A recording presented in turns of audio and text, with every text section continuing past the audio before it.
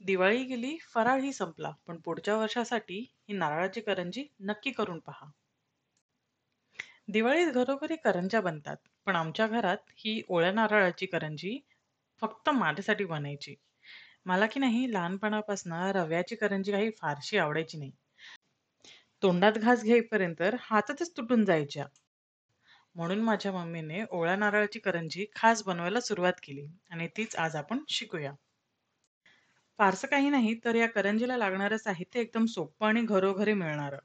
ओला नारळ, गूळ, मैदा, तीळ किंवा खसखस आणि एकदमच फॅन्सी करायचं म्हटलं तर सुखा मेवा म्हणजेच आपले ड्राय फ्रूट सुद्धा घालून पहा.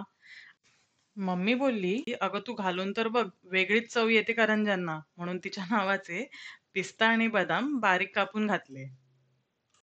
करंज्यांच्या आवरणासाठी मैदा, त्यात थोडं मोहन म्हणजेच गरम केलेलं तूप घालून पीठ मळून घ्यावे आणि थोडा वेळ ते पीठ झाकून ठेवावे. एका कढईमध्ये ओला नारळ, थोडा खरपूस भाजून घ्यावा. मग त्यात खसखस, तीळ, आपले ड्रायफ्रुट्स आणि गूळ घालून एकजीव करावे. मग काय, आता मोदकात सारण जसं भरतो, तसंच करंज्यांमध्ये सारण घालून त्याला चंद्रकोर आकार द्या आणि मग गरम तेलात तळून घ्या. आणि यावर्षी मी माझ्या आहोंना सुद्धा फराळात भाग पाडलाय, जेणेकरून थोडं पटपट काम होऊन गेलं. म्हणून तुम्ही पण सोबतीला कोणाला तरी घ्या की करंज्या बनवण्यासाठी.